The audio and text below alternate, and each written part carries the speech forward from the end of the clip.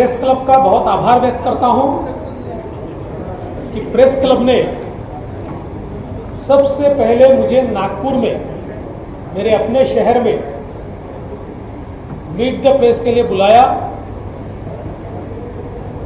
और आप सभी का आभार व्यक्त करता हूं कि आप सभी ने पिछले समय भी बहुत प्यार दिया और आगे भी आपका ऐसा ही सहकार्य मिलेगा, ये मेरा विश्वास है। आज महाराष्ट्र में फिर एक बार युति की सरकार हमने स्थापित की है।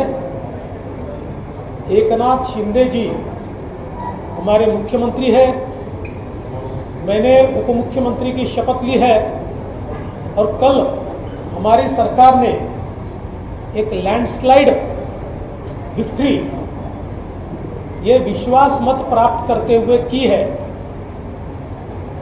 164 वोट हमारी सरकार की ओर पड़े हैं और मात्र 99 वोट विरोधी पार्टी को, 3 पार्टियों को मिलाकर, वैसे 2 ही पार्टी समझ लीजिए, को मिलाकर वहां पर मिले हैं और अब पूरे बहुमत के साथ हमारी सरकार चलेगी। 2009 में मैंडेट बीजेपी शिवसेना को मिला, किंतु जनता का मैंडेट चोरी हो गया और कुछ लोगों ने उसको चुराकर एक बगैर मैंडेट की सरकार तैयार की। 2.5 साल तक ये सरकार भगवान भरोसे चलती रही। सरकार महाराष्ट्र में अस्तित्व में नहीं थी, भ्रष्टाचार चरम सीमा पर था। भ्रष्टाचार के आरोप में, दाऊद के संबंध के आरोप में मंत्री जेल जा रहे थे और ऐसे समय मेरा दुख यह था, सरकार गई इसका दुख नहीं था, मैं मुख्यमंत्री नहीं हूं इसका दुख नहीं था। दुख इस बात का था कि आदरणीय प्रधानमंत्री मोदी जी के नेतृत्व में देश जिस रफ्तार से जा रहा था और उस रफ्तार में एक इंजन का काम महाराष्ट्र कर रहा था, कहीं ना कहीं वो इंजन बंद हो गया, वो रुक गया, वो धीमा हो गया। इसका दुख मुझे रोज होता था। प्रोजेक्ट्स बंद, हमारे इंडस्ट्रियल ग्रोथ, उसमें भी गति धीमी हो गई, किसानों की योजनाएं बंद हो गई। विशेष रूप से विदर्भ और मराठवाड़ा जैसे हमारे पिछड़े इलाकों के ऊपर एक अन्याय की मालिका शुरू हुई और ऐसे समय मैं लगातार संघर्ष करता रहा। भारतीय जनता पार्टी के हमारे 106 विधायक पूरी ताकत से हमारे साथ रहे और हमने एक टीम के रूप में इस सरकार के खिलाफ एक संघर्ष खड़ा किया। लेकिन वो संघर्ष करते करते मेरे ये ध्यान में आने लगा कि सरकार में अंतर विरोध तो है ही, लेकिन सरकार की सबसे बड़ी पार्टी शिवसेना, इसमें सबसे बड़ा अनरेस्ट है, इसमें सबसे बड़ा अंतर विरोध है। शिवसेना के विधायक बार बार हमसे चर्चा करते थे तो कहते थे अगले चुनाव में हम पब्लिक के सामने अपनी कॉन्स्टिट्यूएंसी में जाएंगे तो हमको पता नहीं है कि हम क्या मांगेंगे, कैसे वोट मांगेंगे।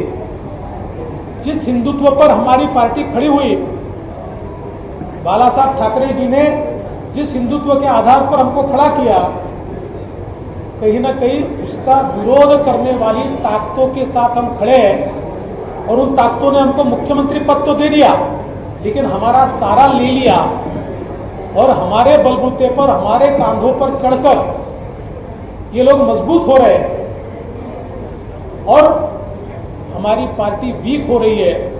ये बात बार बार वो कहते थे और इसी के चलते हमने तय किया कि हम उनकी मदद करेंगे और शिंदे जी के रूप में एक नेता बाला साहब जी का हिंदुत्व बचाने के लिए मैदान में उतरा 40 लोग उनके साथ शिवसेना से और 10 इंडिपेंडेंस 50 लोगों का ग्रुप तैयार हुआ, तो भारतीय जनता पार्टी ने उनको पूरा समर्थन दिया।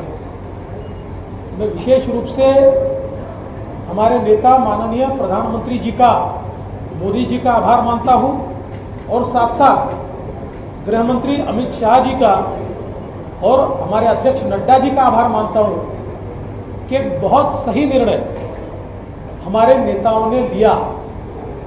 लोगों को ये लगता था कि भारतीय जनता पार्टी केवल सत्ता पाने के लिए, मुख्यमंत्री पद पाने के लिए लालयित है और उसके लिए ये सारी चीजें चल रही है।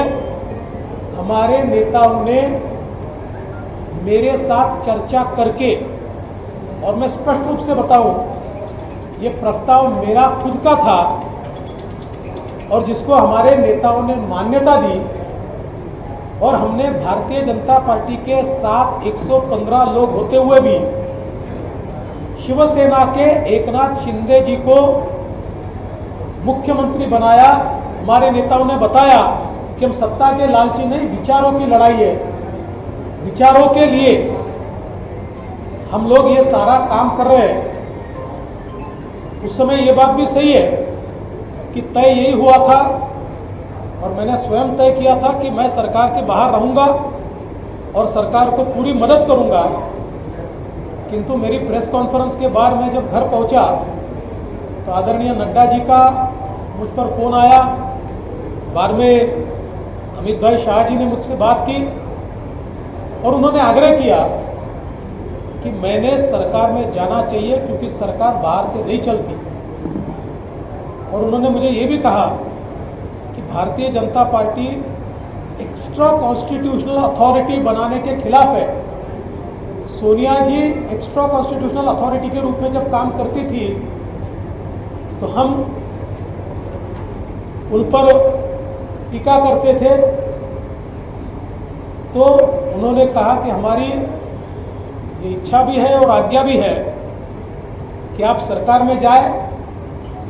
माननीय प्रधानमंत्री जी से भी मैंने बात की और जब पार्टी की ओर से आदेश आया और नड्डा जी ने तो सीधे मीडिया के सामने बयान देकर एक कहा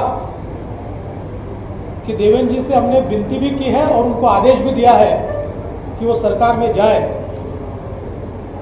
तो पार्टी के वरिष्ठों का आदेश मेरे लिए सर्वोपरि था, क्योंकि मुझे सर्वोच्च पद पर बैठाने वाली यही पार्टी है और यही हमारे नेता है जिन्होंने मुझ जैसे व्यक्ति को शीर्ष पद पर बैठाया। तो वो मुझे अगर ये भी कह देते कि अब आपकी जरूरत में आप घर चले जाओ, तो मैं ना नुकुर कोई भी न करते हुए घर चला जाता। किंतु उन्होंने तो मेरा सम्मान करने की सोची और कहा कि पार्टी को आप ही लीड कर सकते हो और इसलिए आप डिप्टी सीएम की शपथ लो। मैंने शपथ ली और मुझे इस बात का कोई रंज नहीं है, मुझे इस बात की खुशी है कि मेरी पार्टी को आवश्यकता थी तो मैंने शपथ ली। एकनाथ शिंदे जी जो मेरे सहयोगी रहे, आज हमारे नेता के रूप में, मुख्यमंत्री के रूप में काम कर रहे हैं और मैं पूरी ताकत के साथ उनके साथ खड़ा हूं। वो यशस्वी होंगे और उनके यश में मेरी भी एक बड़ी भागीदारी होगी। ये सारा जो हम लोगों ने यहाँ पर काम किया, इसमें विशेष उल्लेख मैं करना चाहता हूँ। प्रधानमंत्री जी का तो आशीर्वाद था, नड्डा जी तो हमारे अध्यक्ष है ही, लेकिन विशेष रूप से इसमें हमारे साथ पूरे तरीके से, वैसे तो हमसे वो बड़े हैं लेकिन फिर भी मैं ये कह सकता हूँ कंधे से कंधा मिलाकर पूरी ताकत के साथ, क्षमता के साथ, और जिस निर्णय क्षमता के लिए वो जाने जाते हैं उस निर्णय क्षमता के साथ हमारे गृह मंत्री माननीय श्री अमित शाह जी पूरे इस सफर के दरमियान चट्टान की तरह हमारे साथ रहे और इसीलिए हम लोग ये कार्य कर पाए और इसलिए उनका विशेष आभार आज के समय मैं व्यक्त करना चाहूँगा। वैसे चीज़ें तो बहुत है, कभी फुर्सत में पूरी स्टोरी भी आपको बताएंगे, अभी वो समय नहीं है। किंतु मुझे लगता है कि एक सफलता के साथ सरकार बनी है। ये सरकार 2.5 साल पूरी चलेगी, पूरी 2.5 साल ये सरकार चलेगी और नए सिरे से वापस मैंडेट लेकर चुनकर आएगी। इस विश्वास के साथ मैं आप सभी लोगों का बहुत बहुत आभार